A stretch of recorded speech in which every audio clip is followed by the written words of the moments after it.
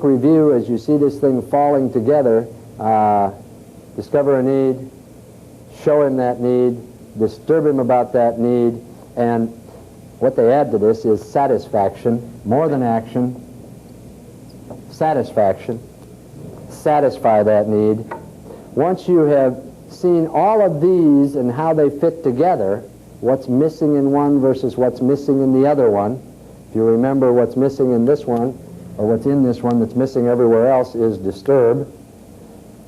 We can get down to something which, again, on the bottom end of this thing, it's sort of like the top end. These are very much alike, and this is quite different.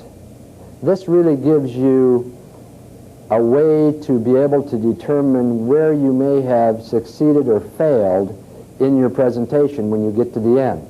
It allows you, by using the process, what's called by J. Douglas Edwards, the summary close. It allows you, by using that process, to determine where you should go back to in order to make this sale whole again, in order to make this thing work again. And the series of decisions says that he makes 5 different decisions, that a sale is not one sale. It is not one decision. It's not a decision to buy at the end, but it's rather a series of decisions, and if he makes these all in your favor, he will then own your product. If he does not make them in your favor, he will not own your product. Now, if he makes 3 in your favor, he might. 4 in your favor, better chance. But if he makes 3 against you, your chances are not very good. Now, based upon what we've talked about so far, you should have a pretty good understanding of what that series of decisions is. What do you think the first decision the prospect has to make? Number 1. Does he trust you? What does that mean? What's he making a decision on? Who is he making a decision on? He decides whether he likes you or not. He's making a decision on the representative, isn't he? He's making a decision on the person who's in front of him representing this product.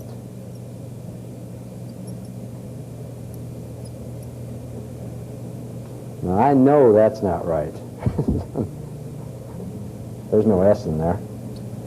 That's closer to right. The first decision he makes is on you.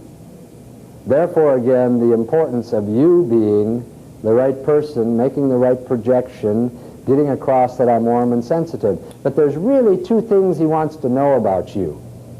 All right, I want you to think in terms of counselor selling again, in that you want this representative, in the end, hopefully, to help you make a decision. All right? Let's assume you were investing some money with me, that I was selling investments. What would you want to know about me? Your qualifications. You want to know if I'm qualified, if I know something about what I'm talking about. I think that's certainly true. How successful you've been making other people money. How does how successful I've been enter into this thing? What does that mean to you?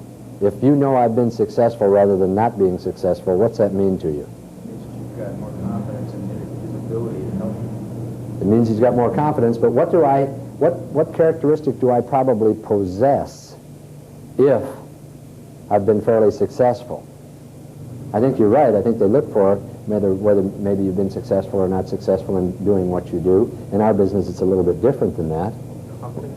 But what characteristic might you have? You said confidence. You had a thought? Reputation. Reputation. I think your reputation is important, but it's hard for you to convey that reputation. There's a couple of things you can convey here to him. Certainly the first one, or A, relates back to who do you trust. What characteristic does somebody have that you trust? Honest. They're honest, right? They have integrity. All right? So the number 1 thing he wants to know about you is, do you have integrity? Will you lie to make him buy? Are you there for your own selfish reasons? Or do you really have integrity? Are you going to strive to find the best solution for him? Are you going to work hard, spend the necessary time, ask the right questions to find the right solution for his problem? Shows some integrity. He'll test you on this, by the way. He'll ask you some questions that maybe he knows the answer to. Or he'll ask you some questions maybe that involve an opinion that somebody else gave him about telephones. So you have to be careful that you indeed do have integrity. And when he says, what do you think of X manufacturer's phone, and you don't think it's a very good phone, you say things like, kind of interested. Why do you ask about that particular phone? And then he reveals to you. So, well, let me tell you what I know about it, okay? Here's some information that I've got, and I'll try to keep from giving you my opinion. If you want my opinion, I'll give it to you. Yes? We have a question directed to us like that. Are we free to go back to the technicians and say, hey, I've got a question about X phone. Can you tell me something about it? What are they? Absolutely, you are, but I hope that by the time we put you in the field, we'll have given you enough background on the various phones, why we handle the ones we do, why we don't handle the ones that we don't handle. But I think it's important for you to know these things because that's part of integrity. Now, you were going a different direction there when you said, well, I want to have some confidence that he's been successful, he's made the right decisions, he's made other people money. What characteristic does a guy have who's done his job well, who's helped people make decisions that went the right direction, helped people make decisions that went right? What does he have? What characteristic does he have? He uses good judgment. You got it. Sort of like quiz show. You win. Judgment. He wants to know, do you use good judgment? Now, this should be a relief to you. The reason this should be a relief to you is you do not have to go in there and act superior. That's a negative. You do not have to go in there and act like an expert. That's a negative. I don't trust people who think they're experts at what they do. You know, there's a description of an expert. I don't know how great the description is. I see some of you smiling, you've heard it. You know, someone who is a previous drip. That's an expert. All right? We don't want to go in there with a superior attitude. We want to go in there with a counselor attitude and a helpful attitude. And so therefore, you don't have to go in there, and one of the answers that I typically get in here is that you have to go in there and build confidence in him that he really knows that you know everything about your business. Well, he shouldn't think you're stupid, obviously, but there's a mix in there. Superior to knows nothing. This guy doesn't know anything. We've heard that from time to time when our competitors have been out in the field and they've purchased a phone from us. We've had customers tell us, you know, I had 2 other companies come out here and their sales representative didn't know anything. Didn't know the answers to the questions I had. You've got to be able to answer his questions. That's a whole different subject. But he has to know that you will use good judgment in making your recommendations. Now, one of the ways he knows that you use good judgment is you involve him in the answer. If you don't involve him in the answer, you use bad judgment. I mean, that's just plain dumb. I think we can get that off, that he has to be responsible or he has to share in the answer. And that will make him think you have good judgment. Now, the second and third decisions that he makes can be reversed. I won't argue the point. I'm going to put them in the order I want to because we've got to put it in some order. What do you think the second decision he makes is? If you give me the third one, we'll just go back to the second because they could be reversed. He makes a decision on you. What's the next decision he's got to make? The product. Makes a decision on the product. All right? That is the third decision he makes. It could be the second decision he makes. It depends upon how oriented he is, and particularly because we represent Pactel and we represent GTE, which means we represent 2 enormous carriers. So they have to have some respect for their choice of us as a marketing agent or a representative, which tells them something about the second decision they're going to make. Let's put product over here, pretend it's here. What's the next decision? Yes? Company. Yep. He has to make a decision on the company. He has to make a decision, do I want to do this with you, and do I want to do it with the company you're with? I've had salespeople come in to call on me, and I said, I really like this guy. I wish he represented somebody better. I really don't like his organization. I really don't like his company. So you have to sell him on the company too. Now there's really only 2 things he wants to know about the company. I'll give you the answers right there, A and B. That's what he wants to know. And what's he want to know about the company? Are they going to be around next week? All right, what does that mean? That's going to boil down to a word too. Yeah, are they going to stay in this business? I'd like to know are they going to back up. Service, will they be able to service the product? That's certainly part of the two words that I'm looking for. There are two words that make this thing very concise. Their reputation, I want to know something about their reputation. Their reputation means what? Let's lead that into a couple more things. What does their reputation have to do with? Performance. Performance, do they perform? All right, what does performance have something to do with? Do they know what they're doing? That's right. Do these people know what they're doing? Are they competent?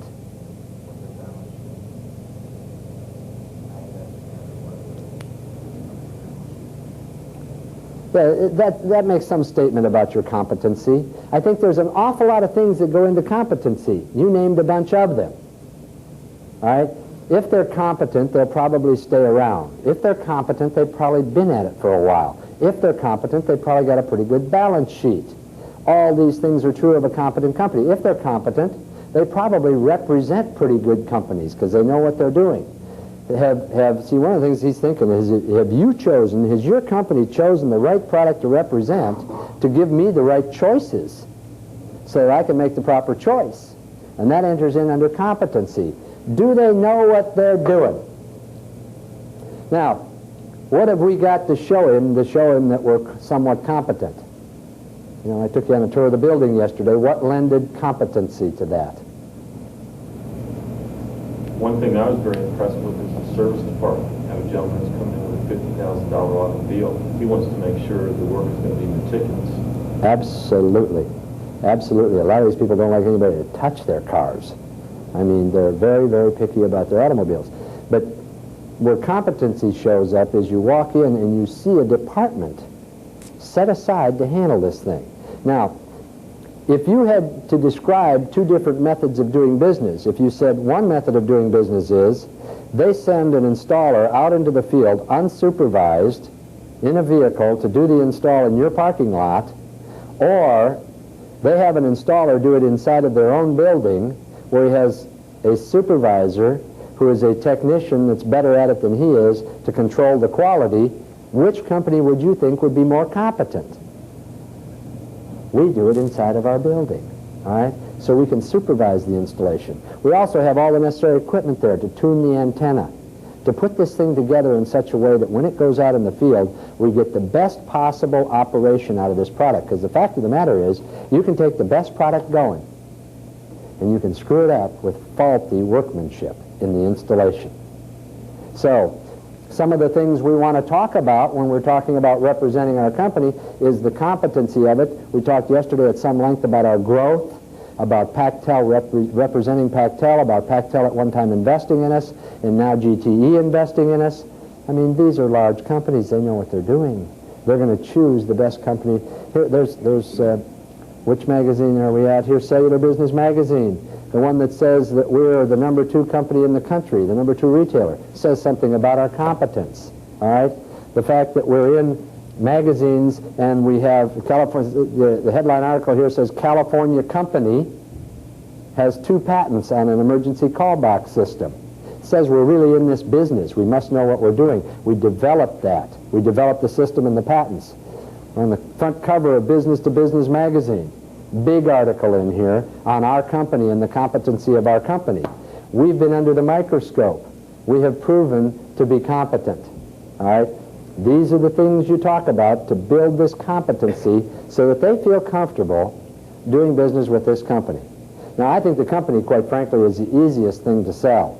But there are extremely competent companies out there. Companies that have everything going for them. They know what they're doing, and they don't have the second characteristic, and therefore they don't have the happy customers they could have. And what do you suppose that second characteristic is? They know what they're doing, they just won't. Let's get your thinkers going here. They know how to deliver the product, they just won't. I heard the word service. That's part of it, certainly. They won't do it. They say they'll be here at a certain time, they don't show up. They say they'll do this at a certain time, they don't do it. They say they'll have this fixed by a certain hour.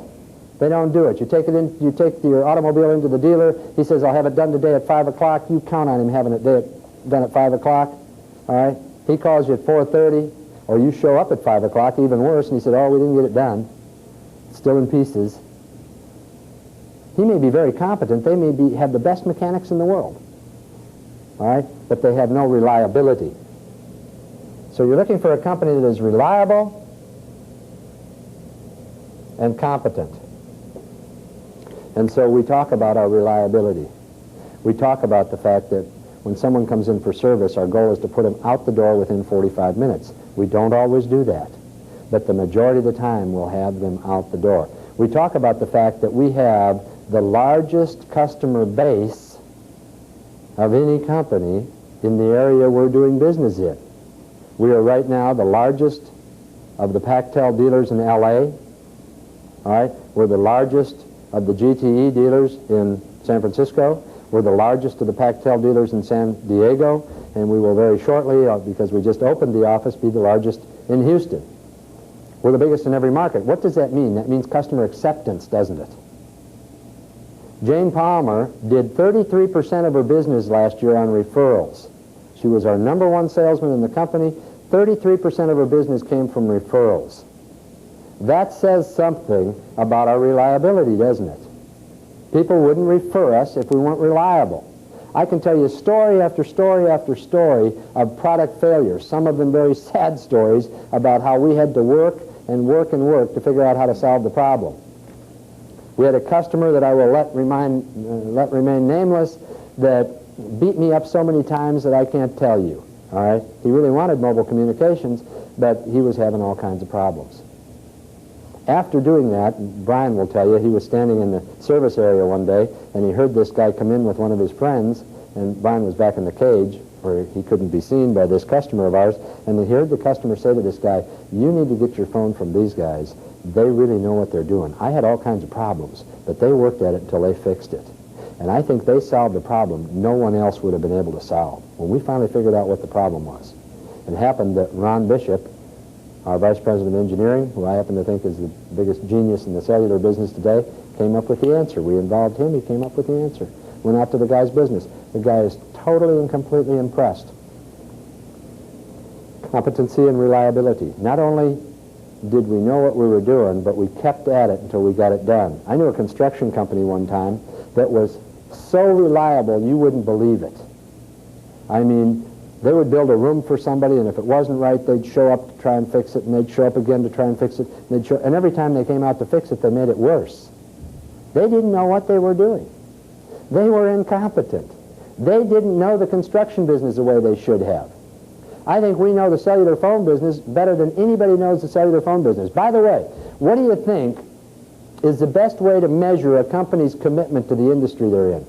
If you had one single measurement that you could use, it involves one word, I can tell you again, one single measurement to measure a company's commitment to that industry, what do you suppose it would be? This may shock you. It's the price they charge for their goods and services. The lower price they charge for their goods and services, the less they're committed to provide high-quality goods and services in that industry, because those two things don't go together. You can't provide the highest quality at the lowest price. There's a balance in there somewhere. Now, I'm not saying we have the highest prices in the industry. I think by economy of scale that we are able to do some things that make us very competitive in the marketplace. But I do believe that we strive to have very high quality. There may be somebody somewhere that does better quality work than we do. And if I find out about it, I'm going to hire that guy. We strive to do good quality work. In the office that we're opening up in Houston right now, what we are going to do is we could train the guy down there. We could send one of our people down and train him. We're going to bring him into our home office to train him. So he spends some time at corporate office really seeing how to install these phones, really seeing the quality that we project, seeing the thing that we have perfected over the last 2 years in installing phones in cars. People come in and they're just tickled. They drive out and they are happy campers because of the quality of our product. Reliability, competency. If you can't sell the reliability and competency of a company that's owned 80% by GTE and has some of the most high-powered executives in the country on our board of directors, you won't have any problem with that. That will go right down the road for you. Now you've already chosen the third thing. This gets a little tougher now. Some intuition required. Third thing is product. All right? We know he wants a sales representative with integrity and shows good judgment. We know that he wants a company that's competent and reliable. What's he want out of the product? What's he looking for in product? Quality. Pardon me? Quality. Quality? That's the number one answer again, by the way. The number one answer when you ask that question, quality. What quality does he want? Reliability. He wants reliability, but what quality does he want? Best he can get for his money. The best he can get for his money. All right? Does that mean that he wants the highest quality product that he can find? Value. All right, you've got to tie two things together now. I heard value over here. What's that? Thought somebody said something else. He wants value. He wants quality. We've got to determine what quality does he want. What quality level does he want? Does he want the highest quality? I think a lot of people were thinking that for a minute. Wants the quality. Qualifying to find out. Needs is a good word, but I think there's another word. He wants a quality that meets his standard. He has certain quality standards. There are May Company buyers, there are Saks Fifth Avenue buyers, there are Kmart buyers. He wants a certain standard. You can tell a little bit by the automobile he drives, all right? What's his quality standard? We have to determine that. He may not want the highest quality. Well, we know he doesn't, or he'd probably drive a Rolls-Royce. I think Rolls-Royce is probably the highest quality car made. I certainly guess from the price that it ought to be somewhere up in that range. There shouldn't be many close to it, all right? But he doesn't want a Rolls-Royce. He wants a certain quality standard. He's not willing to go below it. This may not meet his quality standards. This may not meet his quality standards. This may. This may be way above his quality standards. And you press on with this product and the price is way out of range. Because you said something very key there, Steve. You said he wants the highest quality at the lowest price. So the balance has got to come in there. There's a balancing act you've got to do. And it requires a great deal of intuition on your part. All right, this is what makes it tough. You now have to be intuitive. Now, the more you know about him, the more intuition you can have.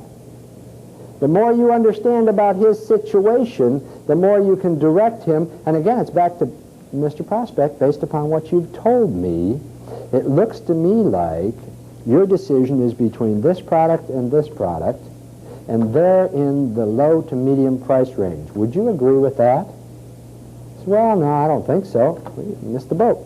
He thinks up here. But if you're intuitive enough, he'll be right. You'll say, yeah, I think you're right. Right? Because you see, people buy from us not so much because they understand our services and products, but because they think we understand them.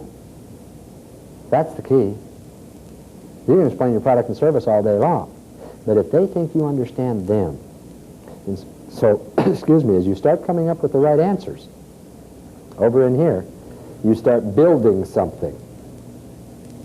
And as you start building, you're building down to the next couple of decisions. Now, the next two go hand in hand. This and this go hand in hand. 3 and 4 go hand in hand. It's very, very difficult to separate them. The reason I separate them is it is 2 separate decisions. He may want this phone, but the next criteria may entirely change his decision. They are 2 separate decisions. He says, yep, that's the phone I want. What's he ask you about it? How much is it? Next thing he wants to know is he wants to know what's the price. And so you have to sell him on the price. You've got to sell him on you got to sell him on the company, you've got to sell him on the product, you've got to sell him on the price. He's got to be sold on the price. You have to have a portion of your presentation that deals with pricing. How do we go about pricing these products? What makes this a good value at the price we have it at? What makes this a good value at the price we have it at? What makes this a good value at the price we have it at? What makes this a good price, good value at the price we have it at? Now, there's some things that go along with price and product, all right? Over here, we do sell a lot of service. We sell standing behind the product. There are parts of this product that if they fail and you don't have somebody stand behind it, could cost you $600 to get it fixed. There are people who represent manufacturers today. As a matter of fact, if you took a poll of the companies in the Los Angeles area and found of the total number, how many of them were authorized by the manufacturer to sell product, you'd find a very small percentage. Very small percentage. Less than 10, Motorola. About 10, Oki. They're buying product that's getting two-stepped. Now, what do you have to do to qualify to be an authorized service station? You'll notice on our window it says we're authorized for this and we're authorized for that. And back in our technical service department it says we're authorized for this and authorized for that. And we've got diplomas back there. Diplomas tells you what you have to do. You got to send somebody to school. You've got to be willing to take the time and the effort and the expense to hire somebody, train him, send him to the manufacturer's training schools, and now you're authorized to do this. We're authorized service center for everything we sell.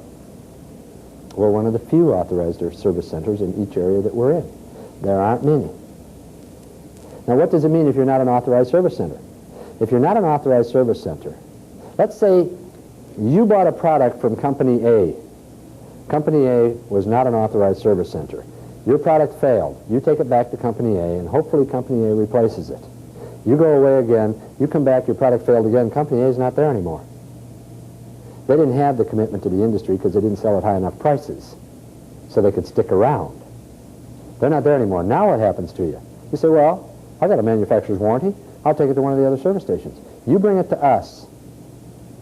All right? We call the manufacturer. We say, we've got a customer in here, bought the phone from XYZ company. Are they authorized? They said, no, they're not an authorized installer. They didn't buy a product from us. They bought it from a distributor or two-step somewhere. They didn't send anybody to schools. You're not under warranty. I have the distasteful position of coming back out to you and saying, I'd love to fix your phone, all right, and stand here ready to do it, but I can't do it under warranty.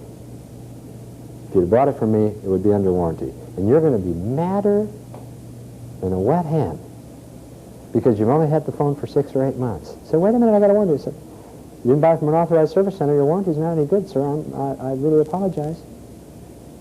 I'll do the best I can for you, though. $65 an hour to take it out and put it on the bench. So I pull it out of your car at $65, and then I'll charge you for parts and labor to fix it. And stand ready to do that.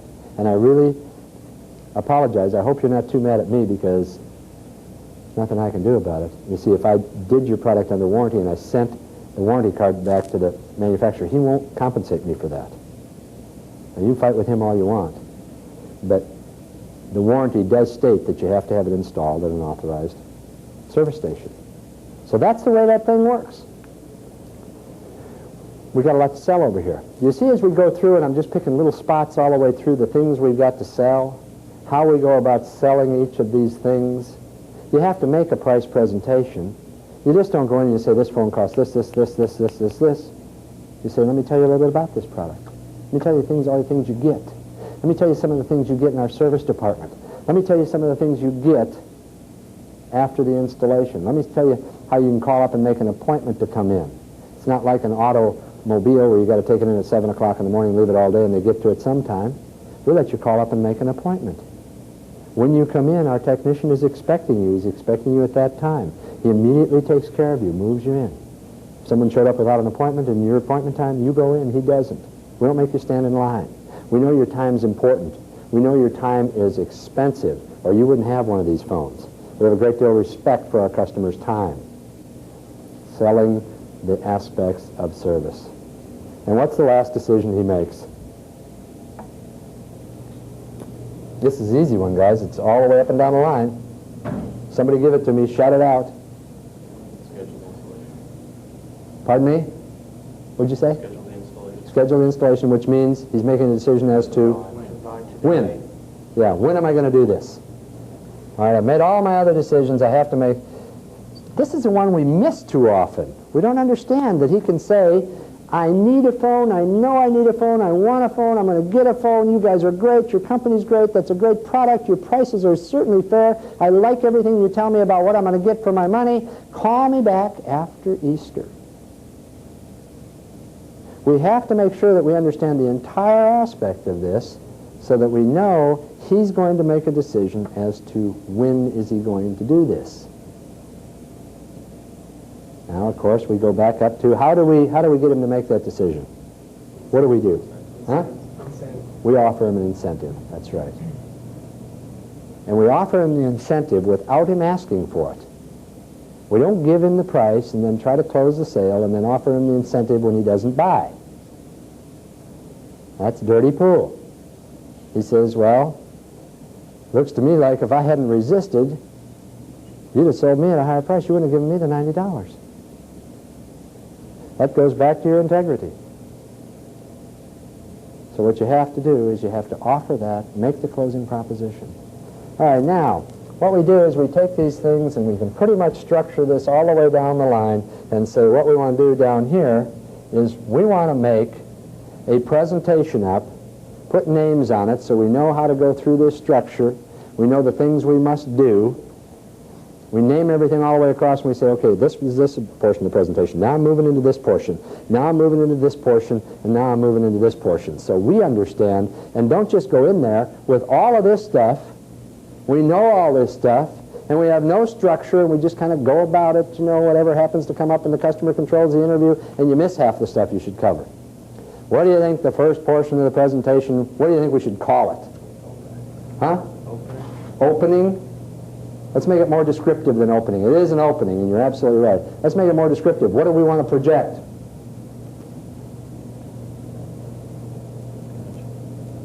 What do you want to project? Image? Yeah, we want to project a certain image, but what are we doing here? What's the first decision he's going to make? How do we want to project to him? How do we want to come across to him? You know, some presentations call it the welcome. That's somewhat descriptive. Let's take it even more descriptive than that, a little emotional. Trustworthiness. How about warm up? Warm. We want that warm feeling, don't we? We want to warm him up. We want to warm up. Everybody wants to get warm in this deal. I want to project that I'm a warm and sensitive person, and I am warm and sensitive towards your needs in trying to help you solve your problem, and that's the only reason I'm there. So the first portion of the presentation is called warm-up. In the warm-up, we do all of these things that are in the first portion here. We sell them on ourselves, all right? The only thing that doesn't fit is discover need. We get his attention, all right? We build trust on commonality and go through the warm-up procedure. How long should a warm-up last? As long as it takes is probably the best answer. Give me a time limit that you think it might take. How much? 10 minutes? 10 minutes could last 10 minutes. What do you think the longest a warm-up should last? I mean, when you say as long as it takes, 3 days, 3 years, 3 weeks? What do you think the longest a warm-up should last and you're in trouble if you can't warm him up? I would think a 10-minute warm-up would be rather long. Actually, 10 minutes goes rather quickly. I think the answer to the question is very similar to what you gave, Michael. Rather than saying, though, as long as it takes, I think what we do is we roll that back into until we feel comfortable and he feels comfortable. Now, that's different with different people. Some people will warm up to you in the first few minutes. And what we have a tendency to do is we have a tendency to spend a long time in the warm-up with people that warm up easily. That's human nature, isn't it? It's easy. We need to figure out with that guy, we need to move on. And then we have a tendency to spend very little time in the warm-up with people who are hard to warm up because it's unpleasant. This guy isn't, I don't know what's going on. I've gone so far in a presentation to when I couldn't warm the guy up, and I think 15 minutes, if you haven't warmed him up in 15 minutes, you don't feel that warmness coming across or something wrong. I think 10 minutes, 7 to 10 minutes is about average amount of time that you should spend in the warm-up. And of course, this all varies. But I've gone so far as to say, let me ask you, have I come at a bad time? Has something happened here that I'm unaware of? Or have I done something to offend you? And of course, they're going, oh, no, it's just, I just had a fight with my boss, or I just had a fight with my wife, or you know, I've gone so far as to, after talking to him a little bit, and I could feel no warmth going back and forth, say, "You're not having a very good day, are you?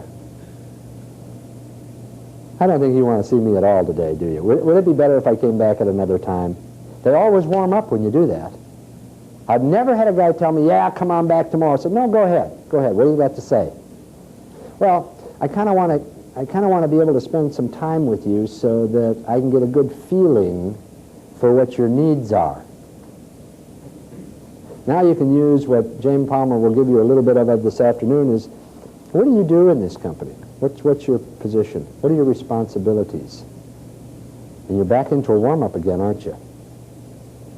You went from a different kind of a warm-up, though, from the kind that we do with the guy that's easy to warm up to the kind of warm-up we do with the guy that's hard to warm up. You know, we might start that out with, "Gee, how's your day going?" And he'll usually tell you, "Oh, it's going great. What do you do here? Do you like it? Do you like that kind of work?" I'll give you an example. I was up in the San Francisco office a few weeks ago, and there didn't happen to be a sales representative in the office, and the sales manager was interviewing. And the receptionist came back kind of in a panic and said, "There's a guy in the lobby. He's been waiting for 5-10 minutes. He wants to talk to somebody about a phone. I think he's getting ready to leave." I said, "Well, bring him back. Let me talk to him." All right? And so I started my discussion, warm up. I know I've got to go through this, even though he came to see me. And I wanted to find out a little bit about him. And I found out that he was in the, what would you call, artificial joint business. You know, where they take out, yeah, well, they actually take the joint out and they put in a stainless steel one. Put in a stainless steel knee or a stainless steel elbow. Of course, they're all custom built. And I thought that was fairly interesting. So did he. He just got into this business about 6 months ago. I said, "Tell me more." "Oh, gee, tell me. And who are most of your customers?" "Well, most of them are, you know, older people with deteriorating joints or people with arthritis." Well, we went on and on and on and on. You know, and I spent about 15 minutes in the warm-up with him. I knew a lot about him when I got done with the warm-up. I also noticed he wore a beeper on his belt. I said, "I noticed you wear a beeper. It must mean that there's some urgent calls that you need to receive." Let me ask you, I'm always kind of interested, when your beeper goes off, if you're on the freeway, how long would you estimate it takes you to get off the freeway, make your call, and get back on again? Some interesting information. I can use this later on, can't I? If you're on Surface Street. And then they'll tell you horror stories, all kinds of horror stories. "Oh, most telephone booths don't work." So, yeah, I know what you mean. I've been out there in the past before I had a mobile phone in my car, and you get out and you get in a telephone booth in the middle of the summertime. They're pretty uncomfortable, too, aren't they?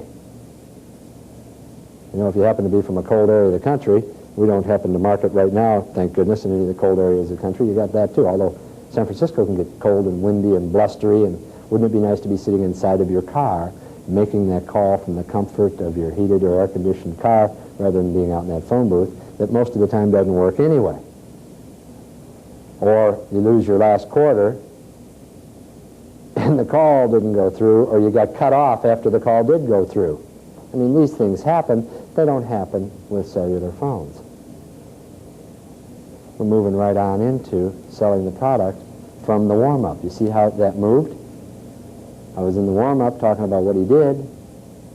Went right from that into asking him some questions. It took me right into the foundation. Now, you need to know when you move from here to here. I just gave away what we call the second. Anybody pick it up? We'll see how you're listening. Let's see if you're over here in listening skills.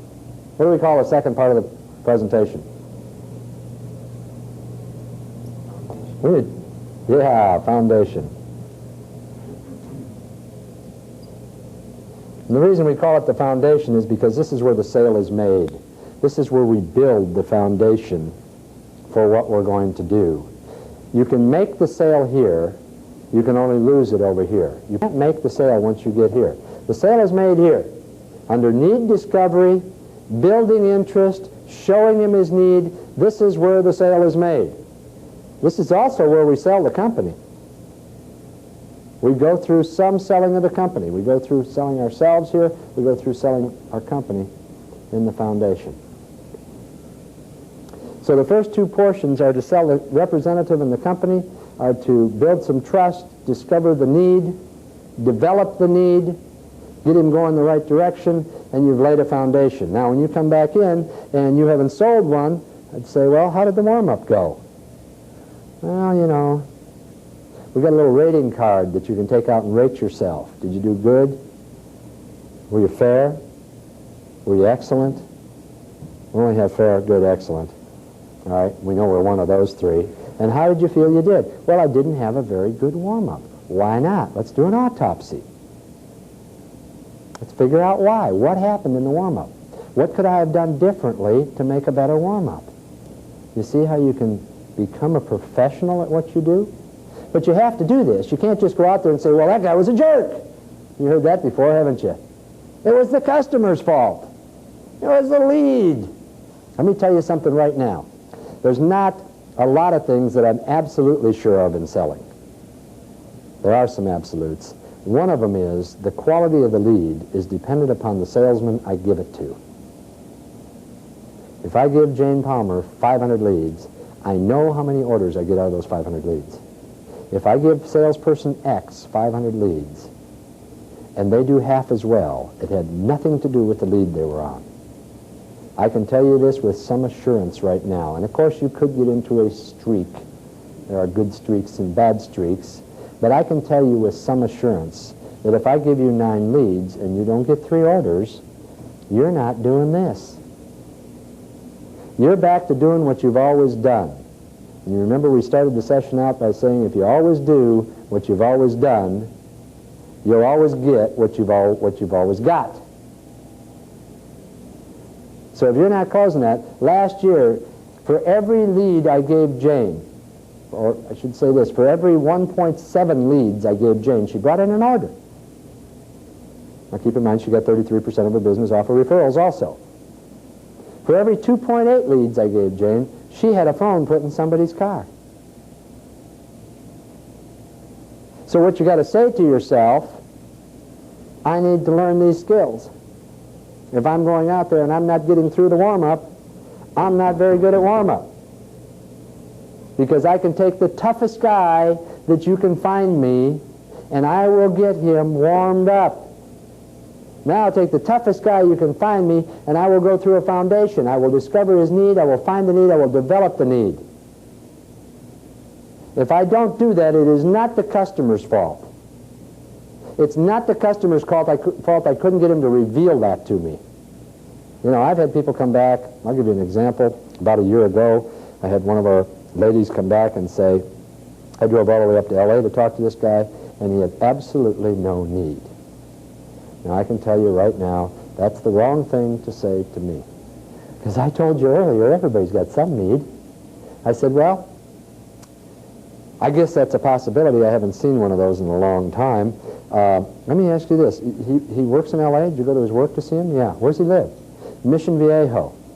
Now, from those of you who aren't from the L.A. area, from Mission Viejo to downtown L.A., depending upon when you go, is anywhere from 45 minutes, if you're going fast on an open freeway at 4 in the morning, to an hour and a half. I said, wait a minute. This guy spends an hour and a half to 3 hours a day on the freeway. Yeah, I know, but he goes in before work in the morning, he gets there at 8 o'clock, drives home after 5. I said, let me ask you a question. Do you think that there ever, in your wildest imagination, could have been a time when something happened on the freeway and he was going to be extremely late to work, and he had a meeting scheduled with some other employee at work, his boss, somebody who worked for him? She said, yeah, I guess that could be. I said, there's a need. Maybe not enough to have a phone put in his car, but there's a need. Well, he didn't tell me that, so you didn't get him to reveal it. Do you suppose there's ever been a time when he was driving home at night, maybe he had company coming over, but certainly his wife had made dinner, something happened on the freeway, it turned into a parking lot, and he showed up late, and the roast was overcooked? Think that might have happened ever? Oh yeah, could have. Well, there's a need. There's 2 needs. I got a morning need and evening need. You didn't explore it. You didn't get him thinking. You didn't get him to say, oh, gee whiz. Well, I'll give you another example.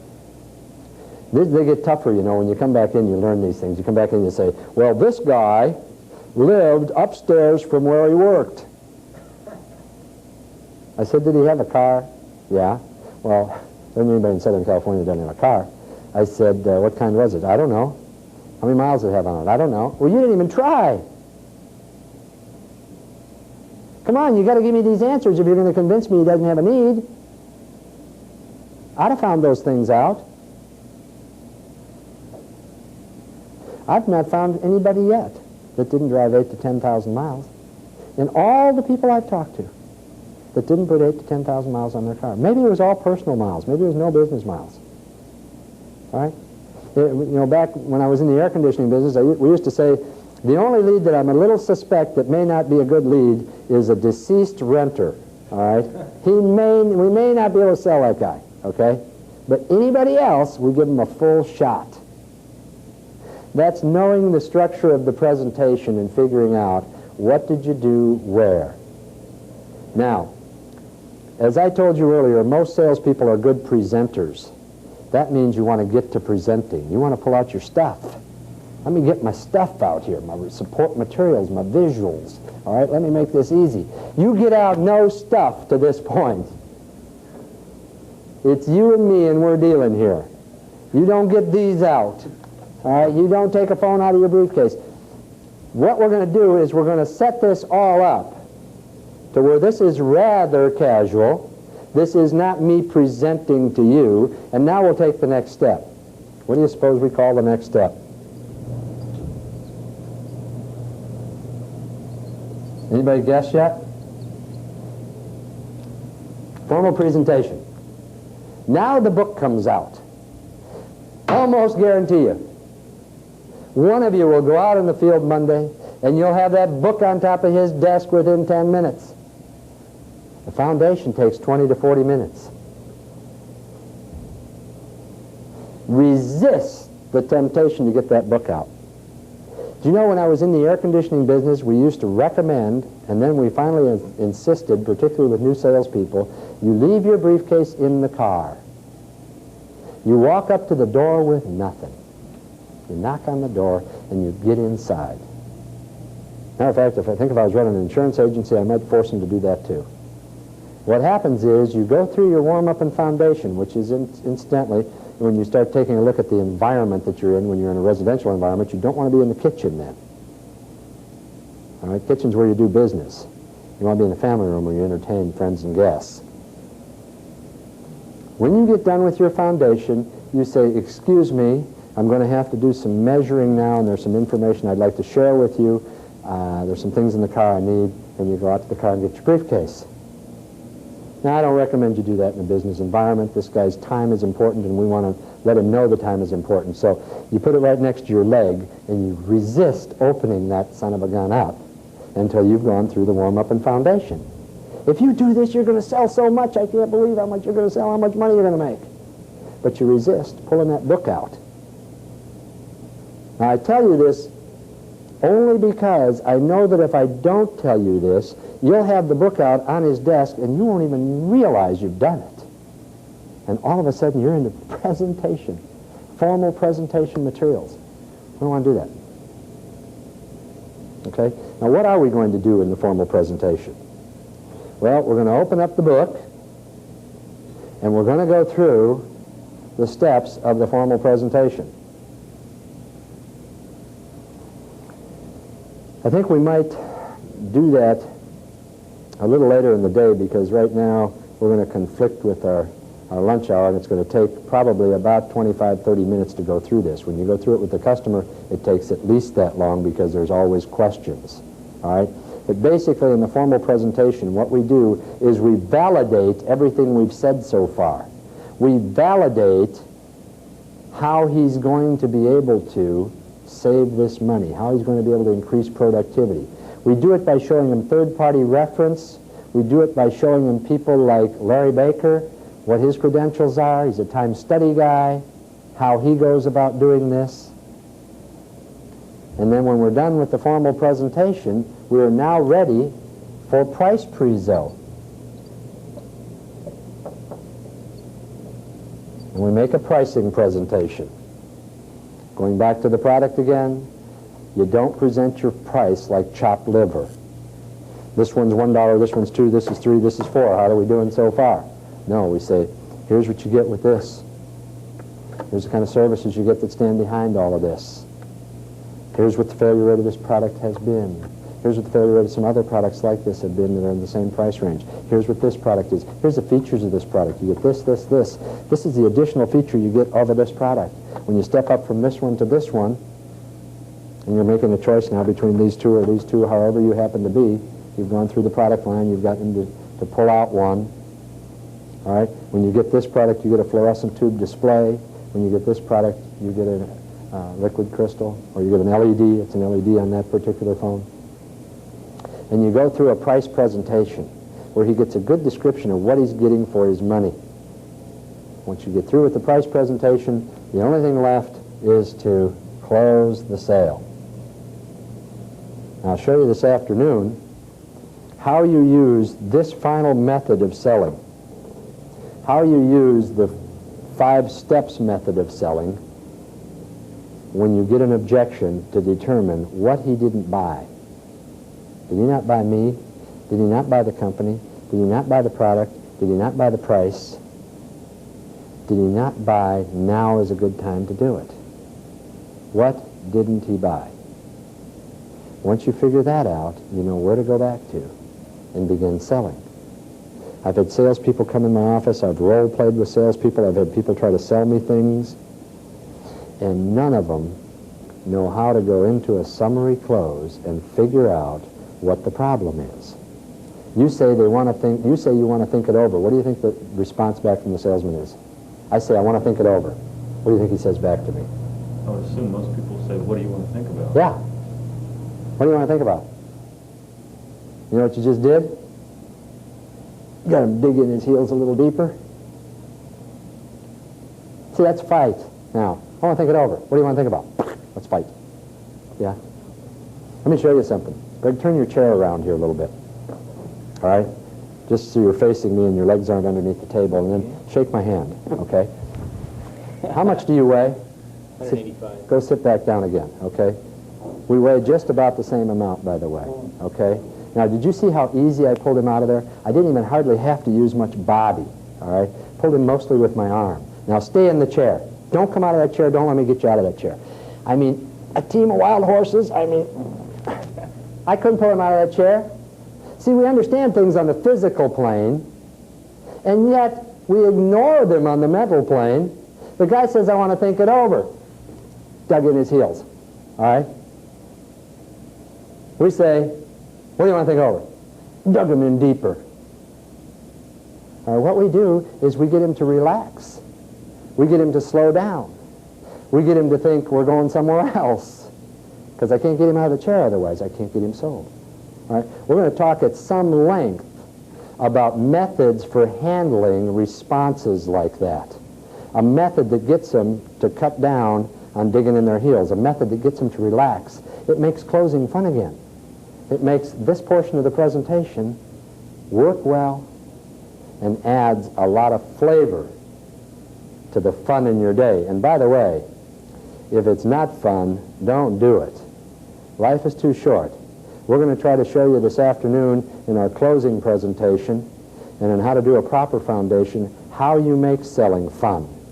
How we go down the road to get this thing in a position where you get to the end, you get the results you're looking for a high percentage of the time. A high percentage of the time, by the way, is 33%. If you can sell 1 out of 3, you'll find yourself very, very successful in this business.